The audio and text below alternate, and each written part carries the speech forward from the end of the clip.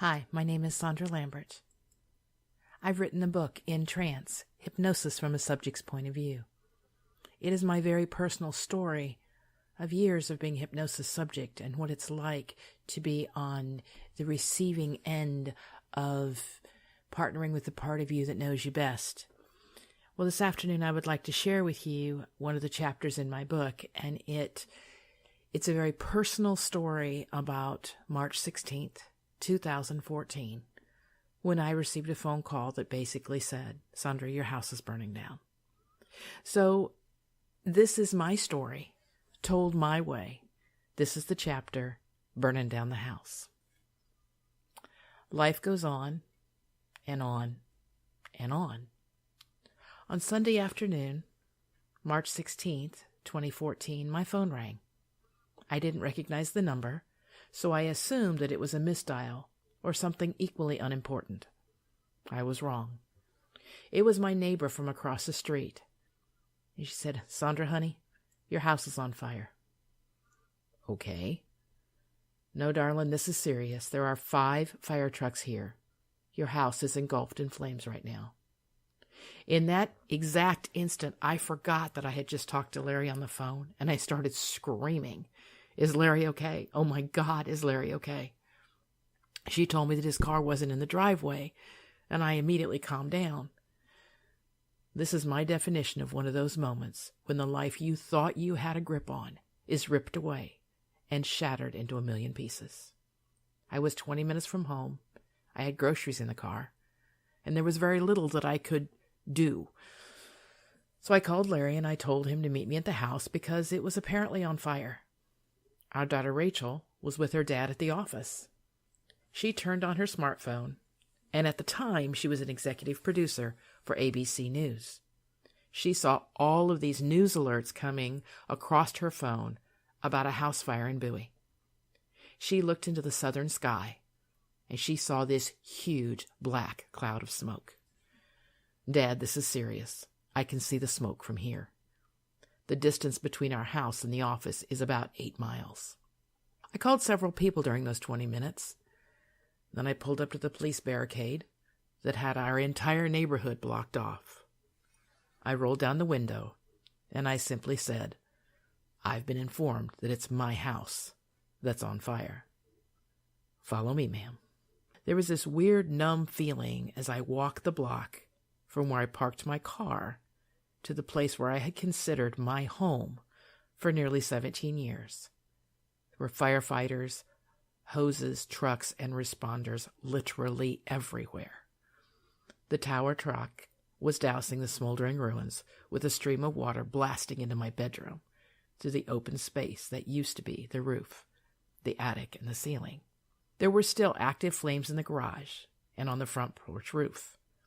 Men with axes wearing air tanks, water everywhere. My yard was a sea of mud, filled with the footprints of 50 sets of responders' boots. The strangest assortment of things that I would not even have considered that morning when I left at 8 o'clock were now publicly covering my driveway, my yard, and showing through the gaping holes of what used to be my house. The media showed up, and our daughter Rachel went out and asked for professional courtesy, and they gave us their greatest respect. Across the street was this line of guys hoping that we would hire them on the spot to assist us with the rebuild. They kept sneaking across the police line and handing me things like a toothbrush, a stuffed animal, a folder of information. We were safe. No one was injured. My beloved was okay. Larry and I had been told that it was an 8-minute fire. From the time it started until our house was consumed in this inferno had only taken 8 minutes. It is at moments such as this when living and loving a hypnotist really pays off. I maintained a feeling of calm and ease that did not require explanation. There was nothing we could do. We could not reverse the day. So living in this present moment had never been more clear. I stood in my driveway, and I realized that I was the best-dressed woman there. But the clothes on my back were literally all I owned. This dress, this coat, these shoes. That was it. My subconscious takes care of me all day, every day, and it was never more true than on the day that my house burnt down. She held me close. She kept a check on my emotions and the responses to the strangest things. When we got the all clear, my son Brian put his arm around my shoulder. We walked to what was the back of the house and took a deep breath. The back slider door had been totally obliterated and there was glass everywhere. Brian just said he wished he'd been the one to destroy that door because it had never worked well. Humor helped. It always does. The walk-through, although shocking, wasn't devastating. Everything we owned had been destroyed, yet there was nothing that I could think of that really held any real importance. The walls were gone. The roof was gone. Everything was dripping. The floor had a couple of inches of water everywhere. And my thoughts were really silly, like, well, that doesn't belong there, or, oh, God, what a mess. Our best friends pulled up soon afterwards. They had driven 90 minutes under threat of the upcoming snowstorm, but they didn't care about the weather. They cared about us. I walked into open arms, and I just simply said, Dwayne, my house just burned down. And he replied in his Louisiana drawl, I know, darling. And at that moment, I needed nothing more than that hug.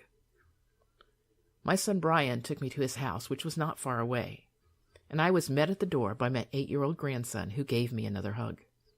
Nana, I know you're sad your house burned down, so I'll be sad with you. Thank you, buddy, I said. Sitting around the dining room table that evening with my friend, with my family, we celebrated life, and we realized that on a scale of 1 to 10, this day was only a 2 compared to the night back in 1995 when our son Nick suffered a massive stroke. Hands down, this was a piece of cake. The shock had begun to wear off. We were all safe. We were together. And we would face the next steps later. But at this present moment, we decided to celebrate family. It was as simple as taking a deep breath and pouring a glass of Gentleman Jack. Settle in, settle down, and relax. Everything, I promise you, is going to be okay. Thank you for listening.